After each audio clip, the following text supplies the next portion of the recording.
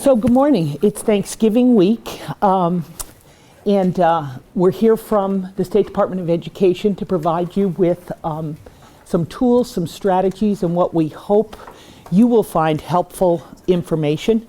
We like to get out routinely and regularly. Communication is one of our biggest challenges in the department. We send out regular superintendent letters and updates to superintendents from the academic office, and I want to offer you an opportunity if you'd like to receive newsletters directly on a monthly basis from the academic office. I'm going to give you an email address right now you could jot down and just simply ask to be added to the academic office newsletter. The address is elizabeth.rivera, R-I-V-E-R-A, @ct.gov. Elizabeth is Administrative Assistant for Diana Robert-Schwenzel, our Chief Academic Officer. Especially in the coming months with Smarter Balance and a variety of things, you'll have lots of stuff coming up that you can hear directly, straight from the horse's mouth, so to speak. So here's some major projects. There shouldn't be any surprises on this page. You can see all standards implementation comes out of our office.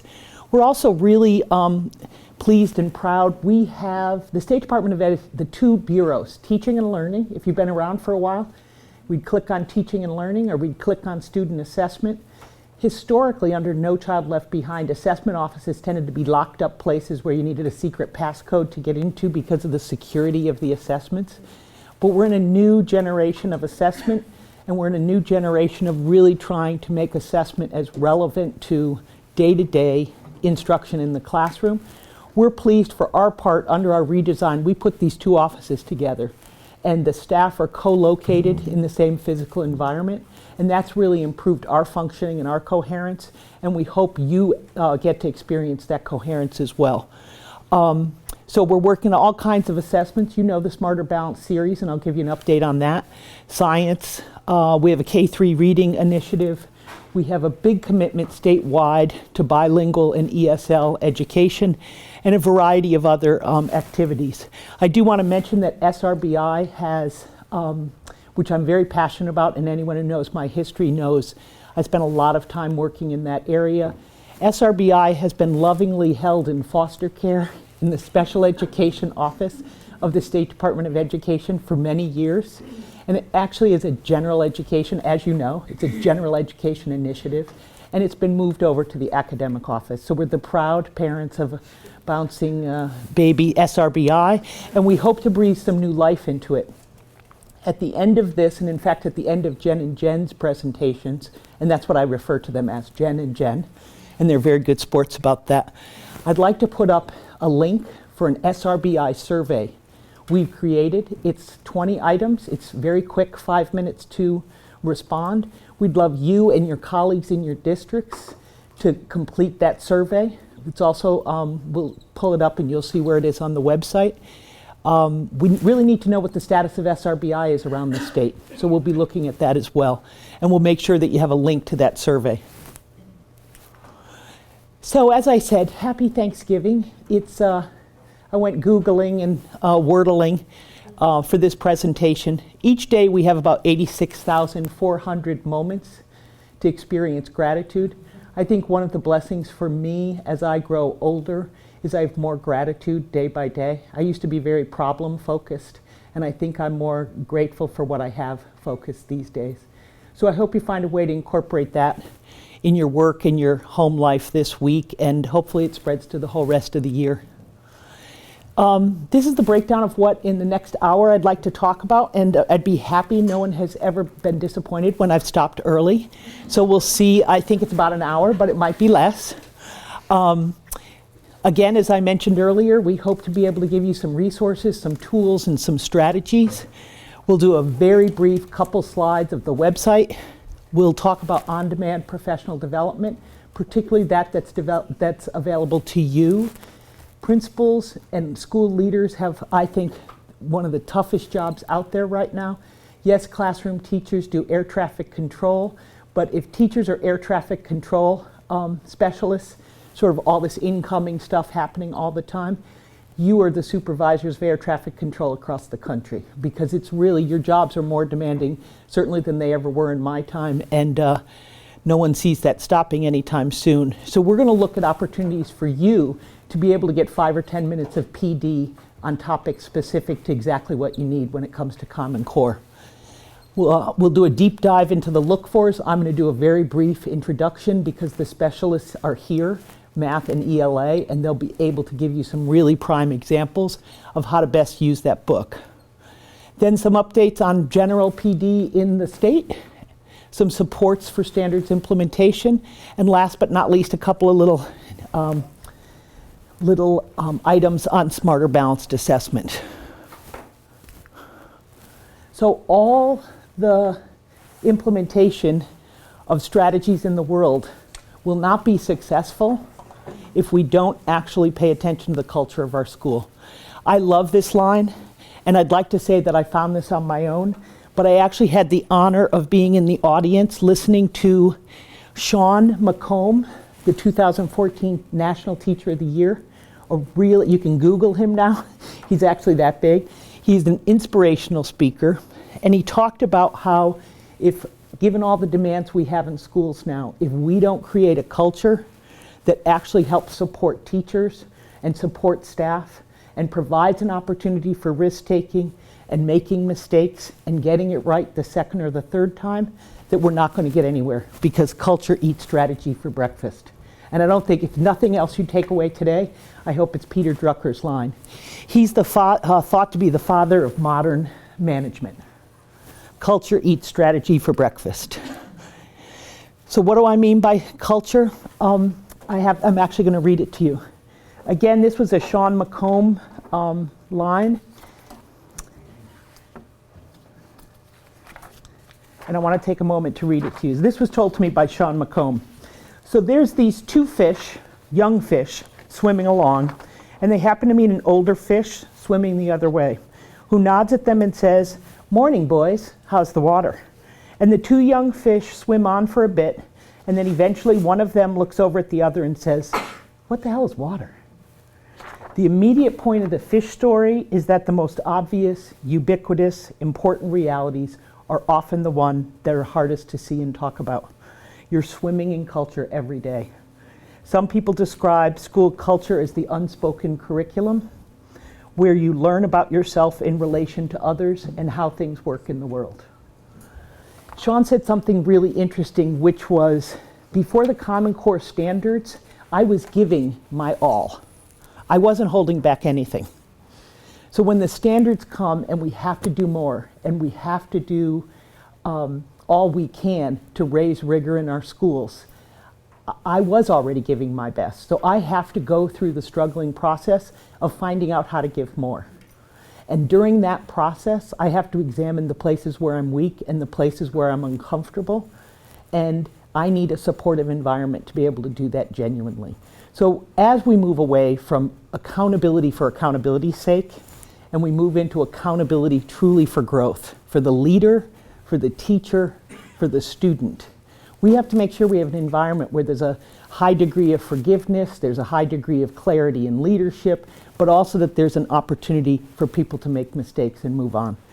So I share this with you because we're exploring some exciting opportunities in some of our workshops around the work of Wayne Hoy, who's out of Ohio State University, who talks about academic optimism. And if ever there was a time, in my opinion, that we needed some academic optimism, it's right now. Schools have become incredibly complex places. So we're always looking for school level factors to improve achievement. What will work? What will work in my school? We've looked at curriculum. We've looked at the key aspects of leadership. What Hoy found was something a little bit different. And it was actually, he coined it academic optimism. And academic optimism matters so much that even when you control for socioeconomic status, for students' readiness or other demographic factors, it actually is one of the leading causes of achievement, or leading correlations with achievement. I got like too many devices in my hand. So what is it? Let's unpack it. First of all, isn't that little girl adorable? walking down the street, getting ready for the long road ahead.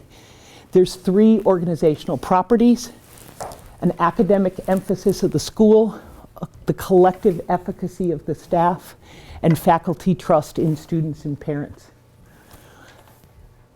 If we have these 3 things, it shapes our norms, it shapes our behavior, and it becomes mutually reinforcing.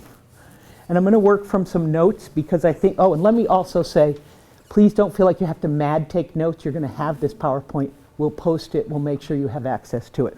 So for that, I apologize. I should have said that straight out. So what do we mean by academic emphasis? It's the extent to which the school is driven by the quest for academic excellence. In my past experience, Two Rivers Magnet Middle School, where we developed an SRBI system for students. We were a magnet school, so we had students coming from affluent suburbs and from inner city. We had a mix of poverty and actually high privilege. It was a very interesting educational experience. And what we found is that there were many students that couldn't compete even remotely in the deep academic waters. And so we developed a system where we taught students how to read, the ones that couldn't, and we taught kids to do math, the ones that couldn't. And we developed an academic emphasis because we believed more than anything else that if we didn't cherish instructional time, because every single minute made a difference, if you're behind by 3 or 4 years in reading or in other subject areas or in background knowledge, every single minute of instructional time counts. Is the transition between classes, it was a middle school, of 10 minutes necessary? So we moved it from 10 down to 7, down to 2. We got to the point where it was just like, move, we got to go. We got places to be. So what is the academic emphasis of your school? How would you rate it right now? Do you have high but achievable goals? Do you take care of and shepherd an orderly and serious academic environment? Are your students motivated to work hard, or is student engagement and motivation a major challenge? Do students respect academic achievement?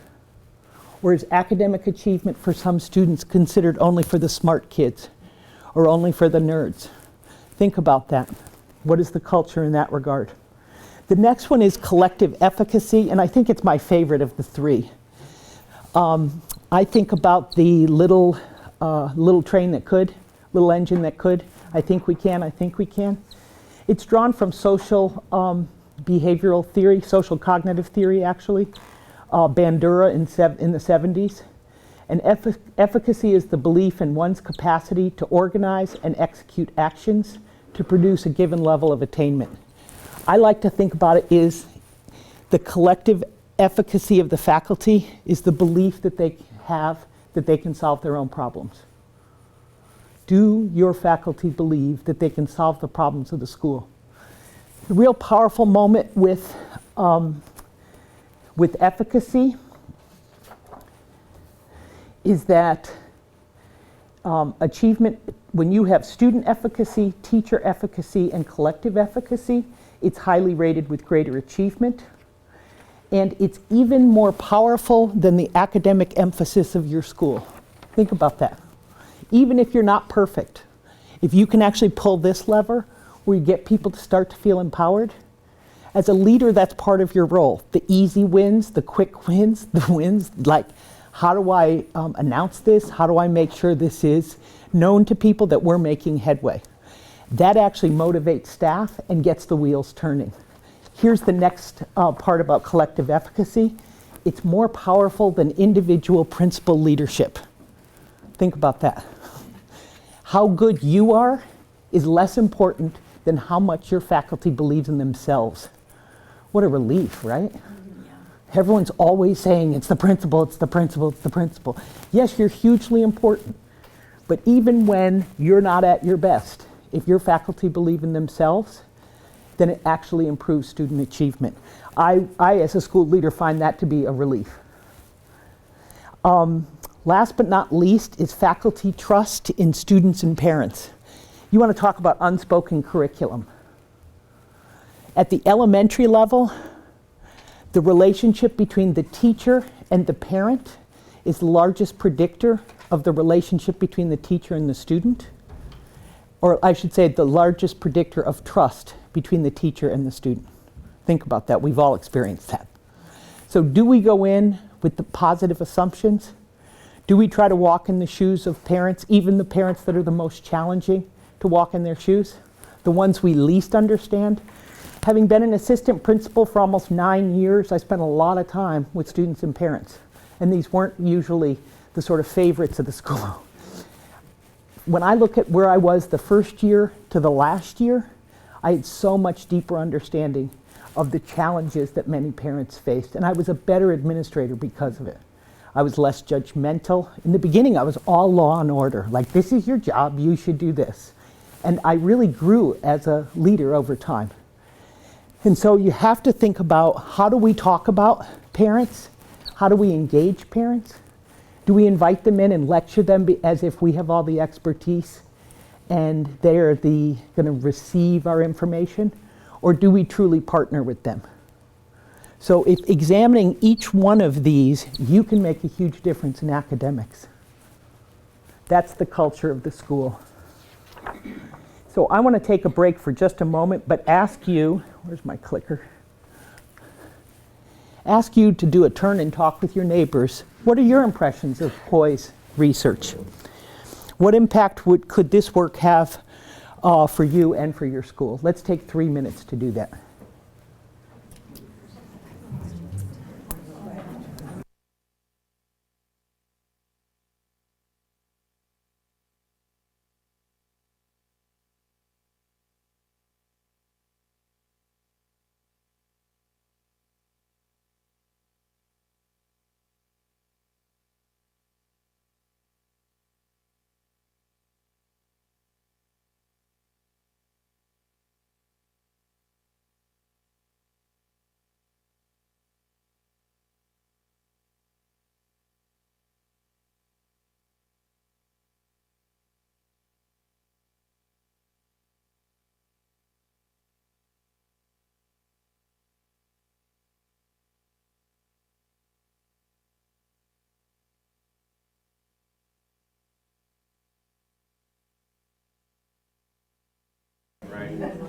I'm not going to force a share out, but would anyone like to, I'd like to invite you to share thoughts about Hoy's work.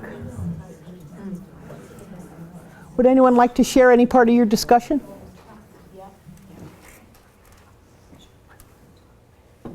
Thoughts on that?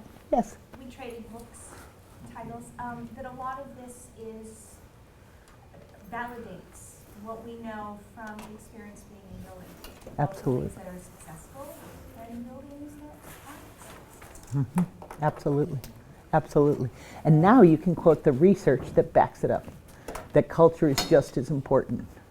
For those of you that find this topic perhaps a little too Pollyanna, a little too positive, a little too trite, hey, I worked in middle school, so I can play to both sides of the aisle. The like sort of sarcastic, yeah, show me. My husband is a school psychologist, and one of his favorite lines, and you can see how my house is structured, he believes he comes from the point of the accuracy of the depressed position. How cheery does that sound? The accuracy of the depressed position is actually a phenomenon that's understood. Depressed people, more than non-depressed people, actually when they're put in trials with an experiment of some kind where they get no feedback on their performance, they have to, at the end of their performance on anything, from counting rings to sorting, anything like that, they have to report out on how they think they performed. Time after time after time, depressed people are more accurate in reporting their performance than non-depressed people. Isn't that really interesting? Depressed people are more accurate, so accurate they've named a position after them, the accuracy of the depressed position. So in my house, where I am perennially optimistic, I get beaten down every day, and I crawl into bed at night, and then I pop up again in the morning.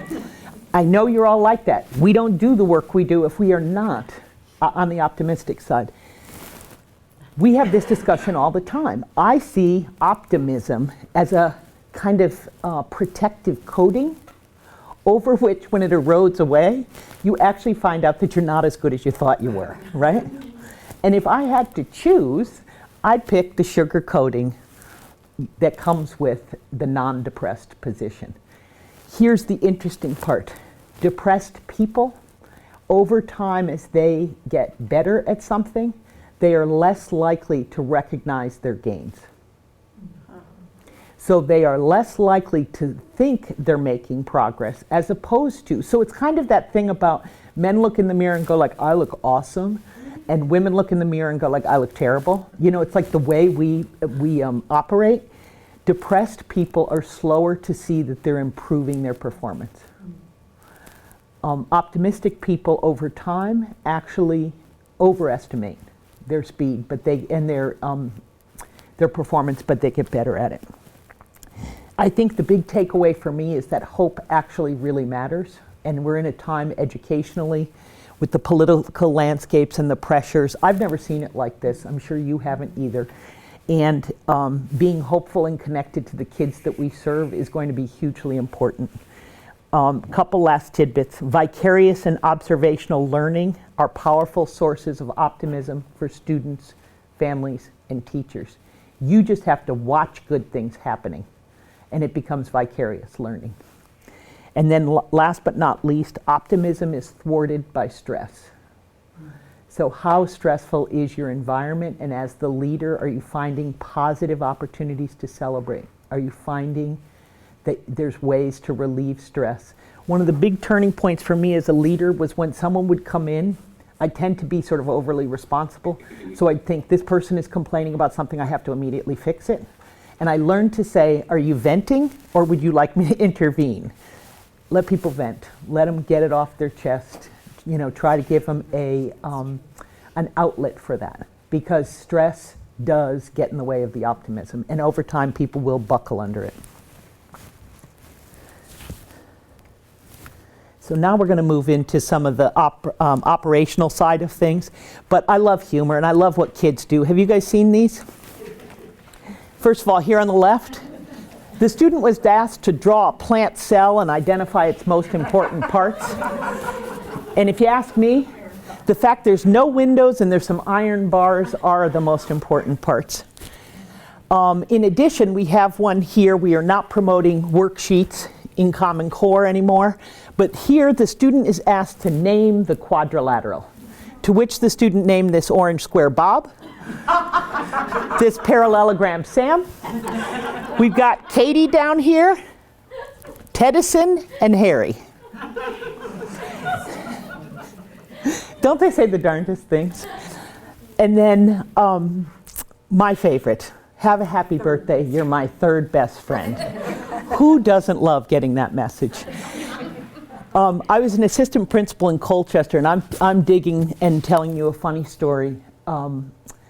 It really speaks to the integration of curriculum. I was a former nurse, so I'd given some classes on health education related to sexual reproduction.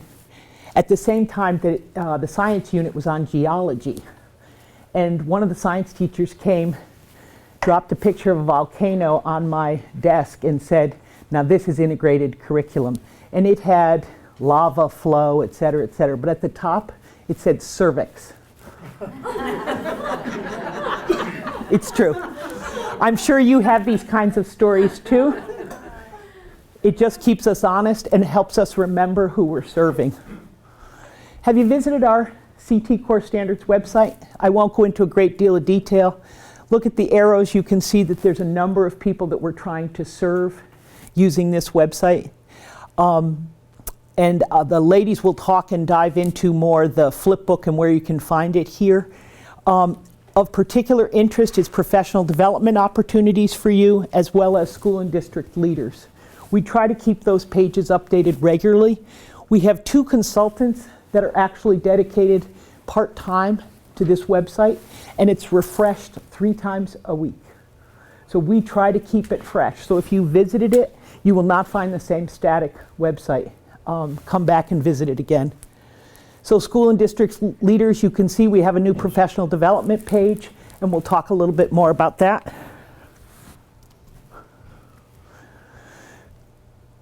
right off the bat. On-demand professional learning, you'll always find our current offerings when you get to the professional development page. People say to me, well, what's going on? Where can I find that? This is now the place to go. Current offerings are on the left, and then there's a split over here with 2 boxes on the right. The library is anything we've done in the past. All the materials get archived there. It's just standard practice for us now. The bottom box has our on-demand professional learning. Did I make a page of it? No. When you go into the on-demand professional learning, you can actually scan the topics. We've taken all of our workshops and divided them into video. So we filmed them, we broke them out into video, and they have materials for everything from the activity that was used in the workshop. So it's twofold. One, you need a quick immersion in some very discrete topic related to Common Core. Go in there and view it yourself. The other one is grade level teams, course partners, people, a department could watch this video. This to me is the beginning of true job embedded PD. Teachers pick, they say, I want to know more about close reading. We're gonna view this video for 20 minutes during our grade level team time. We'll come up with a plan, we'll do the activity. Job embedded. You could spend a whole day doing this for a PD day, but the goal is to actually have it accessible to yourself and to teachers at any time.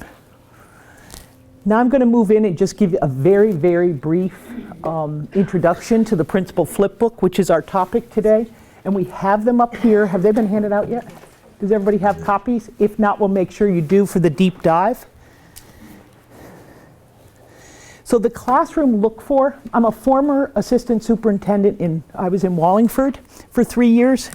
And we took the call early in Common Core implementation in 2010. We started writing units. We belonged to the ACES curriculum consortium. We had pretty extensive units for our faculty. We turned over all available PD time and grade level time to teachers getting to know the units, planning for it.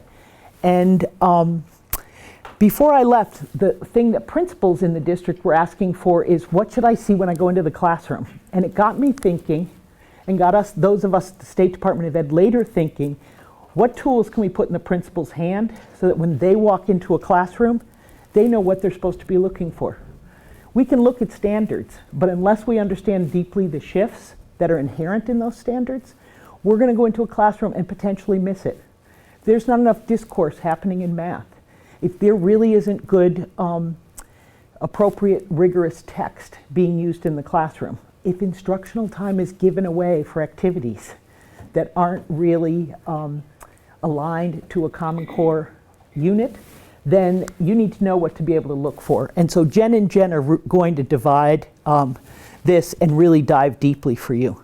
The Flipbook is available if you go to the CT Core Standards website, but it's also available on our homepage of the State Department. And let me back up and explain to you why we had to use the CT Core Standards website separately. We have a very old platform. Has anyone noticed that platform? For the homepage, the Connecticut State Department of Ed website is dated, and we're actually waiting for a new one. But rather than wait before we got materials to you, we sort of went out and bought a website and attached it. And so that's why there's two. You'll also notice we have the SEED website for teacher evaluation. Same thing. This way we have more control to be able to upload materials and get access to you. But that's why, unfortunately, you have to work with multiple websites. So on the home page, the commissioner's face, right down here, quick links, commissioners back to school, you'll find the Flipbook there. There is no copyright whatsoever. If you want to copy one for every single teacher in your building, it's a relatively small document, feel free. We also have them available at the department. How are we doing on supplies, do you know? 5 boxes left. We only have 5 boxes left, wow. So there's a fire sale going on. We take them out and the goal is to disperse them. They have gone out. Did everyone in the room receive one in the mail? We sent them all over the state in the mail, but if you somehow didn't get it or you'd like a few more, we're down to our last 5 boxes. So that's good news. We had 10,000 printed. So the Look For, as I said, the Look For book was really with principles in mind. That said, teachers can look at it and see where they are in this continuum. What I want to be incredibly clear about is it's not meant for evaluation. The unions get very upset with us, and understandably so, if we're out there confusing people about what the purpose of the book is.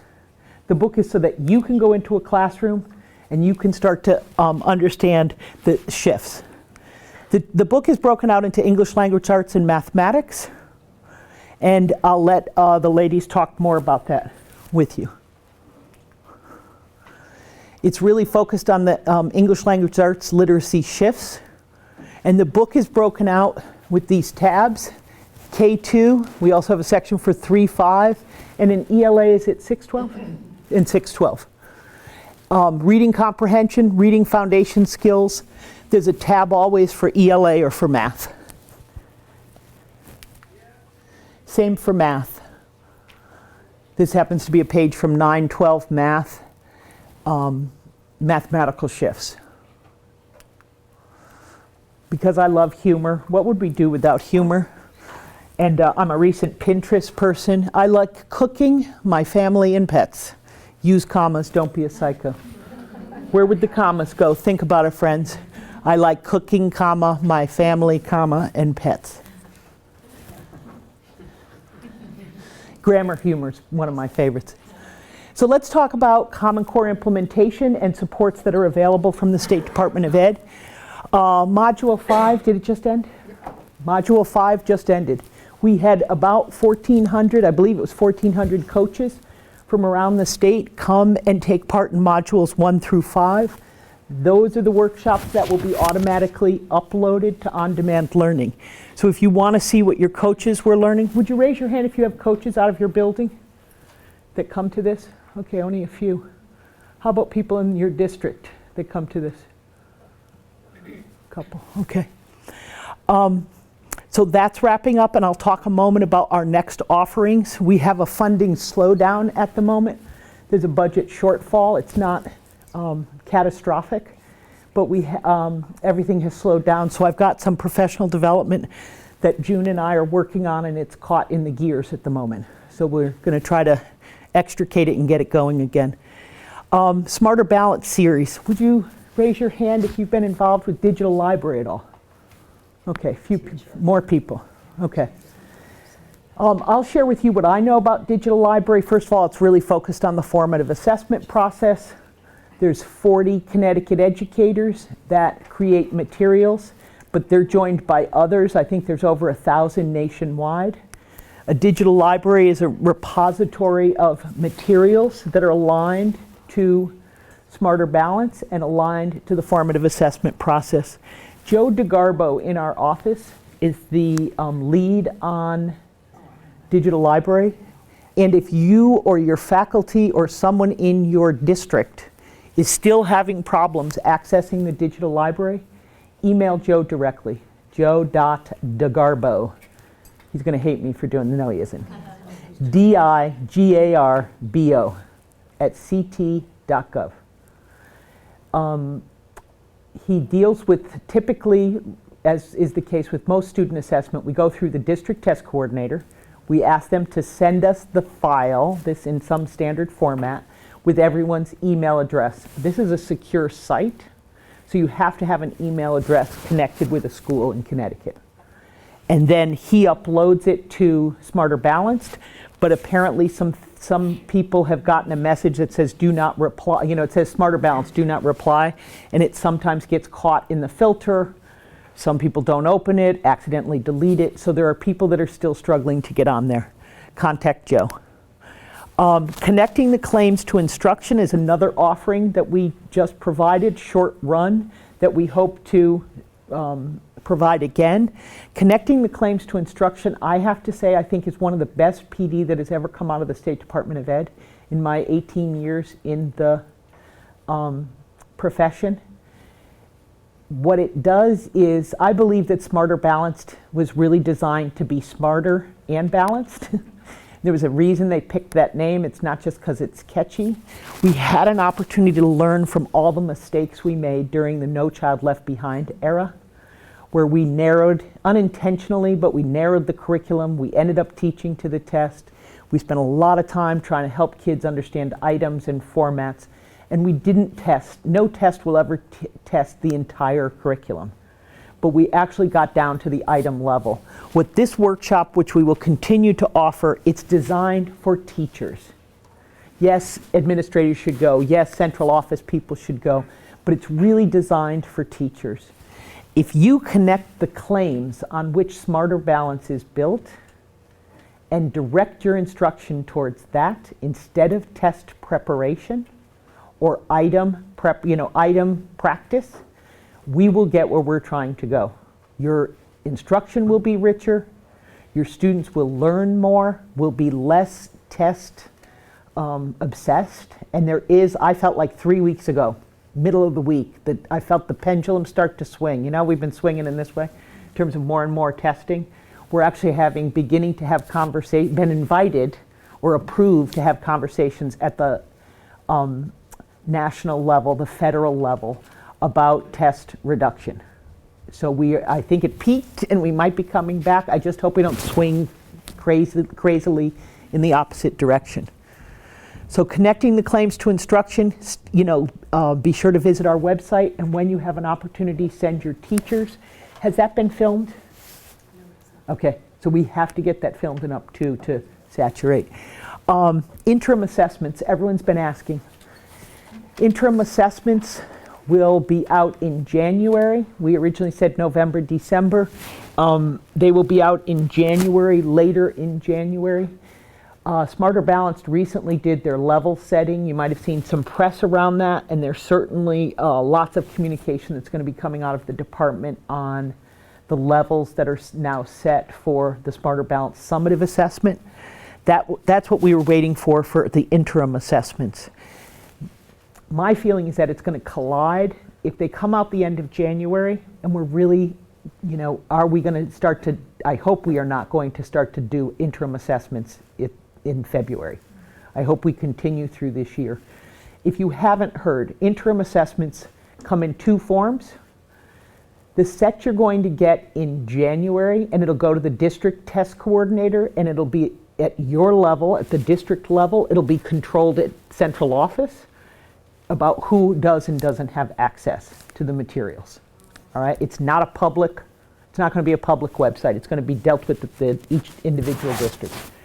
The interim assessments will be fixed this January, meaning they will not computer adapt in January. The computer adaptive versions are expected in September. There are two types of interim assessments. There's the full boat, which is a complete practice run of the summative assessment. I urge you to use those judiciously. The second set are much more teacher-friendly, and I think much more instruction-friendly. They're blocks of standards. They're based on blocks. So, for example, text complexity. Can you think of another example? I haven't seen much of it. Okay. You're doing a lot of work in ELA standards, 4 or 5 standards around text complexity and around background knowledge. You'll pull down a block of those standards and they'll be shorter. They're closed and open items. We're going to need to do tremendous training around the state related to interim assessments. But in January, district test coordinators will get the manuals, all the online workshops and trainings, and access to the interim assessments. Please. So if districts choose to give these, they will give them later after the training and everything in January? They will be able to give them as soon as they want to give them, but our training will not be in February. We really feel it confounds with Smarter Balanced coming in March. We're not going to. Okay. Yeah. So are you anticipating that a fair number of districts will use these?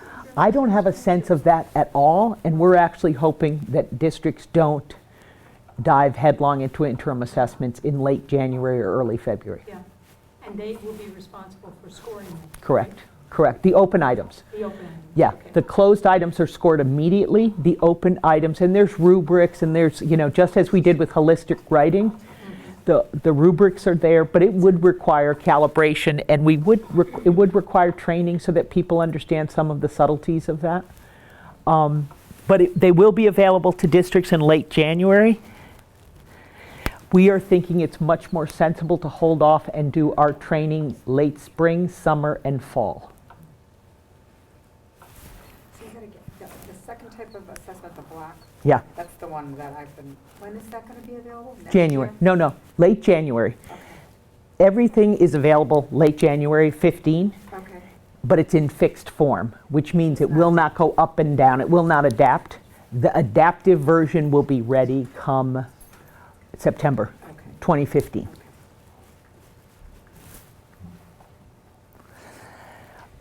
In addition, another support we've put in place is the 1,200 in-district coaching days.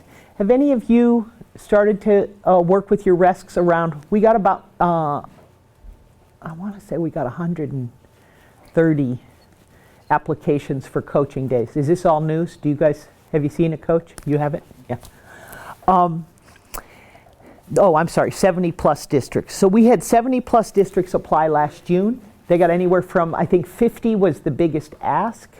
All 1,200 days are gone. 50 was the biggest ask, and as little as 2 or 3 was the smallest ask. Immediately upon the closing date, we gave people a little bit of wiggle room of a couple dates. We had application regret or remorse, and people didn't apply and wanted the days. And so we're actually doing a complete inventory in January to see where districts are and if they actually think they're going to be able to use it. Money does not roll over at the State Department of Ed. Everything has to be used by June 30th. And so if people aren't going to use it, we'll make it available to districts that may have not gotten the number of days they wanted or in general have some sort of regret or remorse. We'll try to spread those around. If you're interested, talk with your central office folks, of course, and then contact your local RESC. We have teacher mini grants. Those applications have closed. Have you all heard about those? Mm-hmm. Huge response to those. June, do you remember off the top of your head the latest details on that? About 430 applications, 430 applications. most of which will be funded. Correct. So we had $500,000 to give away this fall, and teachers really stepped up. Obviously, individuals could, improve their classroom library. If grade level teams or school level teams had some other ideas, they could go up to $2,000. So $500 for individuals, $2,000. Assessment reduction grants. Have you heard about these? Assessment reduction, again, 3.5 weeks ago, I swear the pendulum swung. Assessment reduction grants are grants, I believe it's up to $2,000 per district for supports. Think about it as release time, bringing in an expert, buying a tool to look at and examine the district level assessment and maybe school level assessment burden and whether we actually want to start to reduce our assessment. Again, to not have the pendulum swing too far in the opposite direction, we want to be thoughtful about why did we give this assessment? And I know I'm preaching to the choir. If you're like me, when kindergarten teachers say to me, I'll collect anything for you, but I don't have time to look at any of this stuff. Like, break my heart, the next year we started slashing the assessment. We won't do it as often. We'll do it if we're collecting data and it's not useful to anyone. What a waste of instructional time. So those assessment reduction grants will help. Scott Nierendorf, the PD director at EastCon, is the project lead on that. And I have the announcements and the details. If you need to, we can be sure to get that to you. And then the last one I want to talk about is we have a workshop that's in development. I told you it got caught up in this funding slowdown, but it comes directly out of the Common Core Task Force. And it was a recommendation that we provide more supports to teachers of students that are English language learners and students that are in special education or receiving special education services. So we're actually designing a workshop. It's a 3-day workshop. It's over multiple months for school teams. We'll be able to service 120 school teams. We'd like principals there leading that so that we provide an all-inclusive environment. principals, regular education teachers, and bilingual ESL teachers and special education teachers. It's teams of 5. We anticipate that we will not be able to get as many people in as they may want, depending on the timing and when we can actually get this out the door. And so we will offer this again next fall, and it will also be filmed and turned into an online course of sorts. So we expect it winter. It was supposed to actually be next month, but it's hung up at the moment. I won't spend a lot of time on this, but it's we've been getting questions about windows, testing windows. And I want to be really clear with every audience I visit with that you have full flexibility at the district level. Last year we did 2-week windows, and primarily we did that because we had no idea what the system could or couldn't handle. We're really quite confident. Last year, knock wood, last year was relatively seamless. We had some, problems, individual problems, but it was not widespread. Here's the windows. But I want to share with you something interesting. I got a call from a parent this summer complaining about the 14 weeks of testing that we do each year with students. And so I was saying, you understand that's a testing window. Yes, you test students for first of all, it was 12 weeks, but you test students for 14 straight weeks. And it made me realize that some parents in a very concrete fashion actually think a testing window means we test every day for 14 straight weeks. So in your communications with parents, it's really important to include the hours of testing over X period of time so that there isn't this kind of, I was floored that parents were misunderstanding it in this way. You can see that science dates are up there as well as the grade 11 and the grades 3 through 8. Grade 11, this year the Smarter Balance test will go on as planned. Next year we are looking at alternatives, and the governor has approved pulling together a committee to look at what are available options for 11th grade. But 11th graders this year do have to take the Smarter Balanced assessment. And it does collide with AP testing. It does collide with a variety of things that 11th graders are doing. It's an 11th grade test. Students by federal law have to be tested once in high school to measure college and career readiness. Smarter Balanced originally designed it as a late 11th grade test because 10th grade is too early to estimate college and career readiness. And senior year is too late. So if you measured in junior year, you'd actually be able to do something about students that are struggling prior to their graduation. Things often look great from up here, and then you bring them down to the ground, not so pretty. And so it's colliding, and we're looking at all the available options that we have. Last one, I won't read you this, but the Connecticut Alternative Assessment, have you heard about this? Yep. It replaces the checklist, which is for the bottom 1% of students from students with profound disabilities. There's the window, and it is untimed, it is tiered, so certain students have different tiers of assessment, and it is not taken in one sitting. It is not required to go, there's a rumor going around that it takes 3 straight days. Well, for some students, it might be that equivalent. It's over that entire window, and some are purely teacher observations, and some the student is prompted to respond in some way. So that might be swiping something on a tablet, or that might be moving something. I don't know all the details. We have 2 experts, Joe Amenta and Janet Stuck, in our office who live and breathe this assessment and are working really hard on that. So here's one of my favorite cartoons ever. Tell me if you've ever experienced this. When I die, I hope it's at a faculty meeting because the transition from life to death is so subtle. All of us have been there. I've delivered that kind of faculty meeting, and I've attended that kind of faculty meeting. My husband especially loves this. So I'm going to open it up for a couple of minutes of questions, if there are any, and then again, I'll never apologize for ending early. That was a lot of information in a relatively short period of time. I'll make sure that that we get you the PowerPoint. And then I want to just end on this. I wish you a happy Thanksgiving, and I'm going to turn it over to Jennifer and Jennifer. Thank you very much. Want to do a 5-minute break? Well, I guess we're going to take a 5-minute break so that they can